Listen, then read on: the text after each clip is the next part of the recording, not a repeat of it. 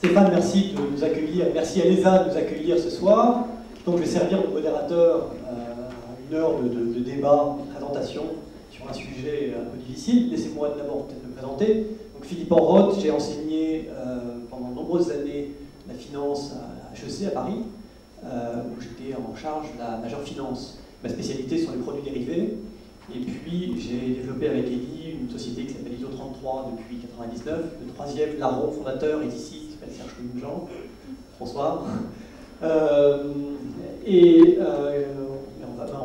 Dans cette société, je m'occupe de théorie financière, bien sûr.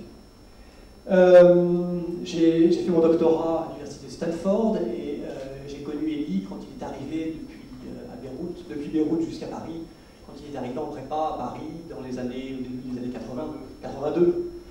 Puis on s'est suivi à l'école polytechnique et pendant que je faisais mon doctorat, Elie, lui, s'occupait de market making à Paris puis à Londres. Parce qu'il était l'un des traders stars sur le life, de produits dérivés importants à l'époque, avant donc de créer cette société ISO33. Donc oui, tu as commencé à faire ton trading en 87 au moment du crack. Donc, le jour du crack. Bravo. Quelque chose. Voilà, donc le marché au secours de la philosophie, voilà un titre absolument provocateur, qui se veut provocateur. Pourquoi? Vous avez tous remarqué qu'on vit une époque un peu compliquée. Nous sommes au cœur d'une crise financière globale qui ressemble un peu à la morsure vénéneuse d'un serpent sur un corps. On s'attend toujours à ce que le venin s'arrête, et puis curieusement, un nouveau membre lâche, et le venin se rapproche de plus en plus du cœur. Rappelez-vous, en 2007, on a eu tout au début la crise de l'immobilier, et puis les États sont venus au secours en donnant des tonnes de garanties aux institutions financières, montant gigantesque. Et puis aujourd'hui, les États viennent au secours d'eux-mêmes. Vous voyez qu'il faut maintenant aider la Grèce, c'était hier, et aujourd'hui, maintenant c'est l'Espagne, demain l'Italie, pourquoi pas la France.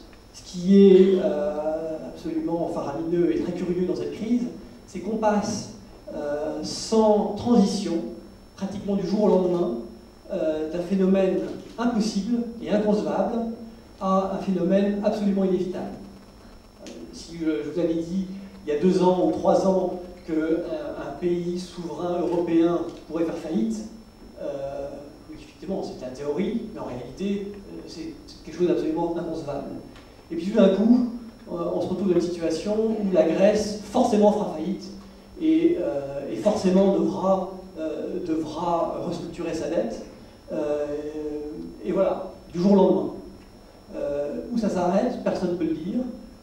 L'Espagne demain, l'Italie, la France, l'Allemagne, personne ne semble absolument pouvoir éviter la gangrène envahissante. Et nous, voilà, nous sommes spécialistes des produits dérivés, et on pourrait nous accuser d'être un peu les Nérons de cette opération. Après avoir mis le feu à la capitale, nous regardons Rome brûler en nous posant des questions métaphysiques. Il y a un peu l'indécence du procédé qui peut vous sembler choquant. Ne devrions-nous pas plutôt courir, nous saisir de seaux d'eau pour éteindre le feu, plutôt que de réfléchir sur les fondements métaphysiques? Nous pensons que non, nous pensons qu'après le feu,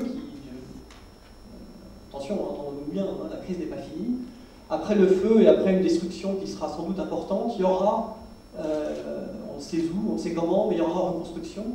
Sur quelle base? Beaucoup pensent, veulent vous faire croire que la finance va disparaître, que les marchés c'est fini.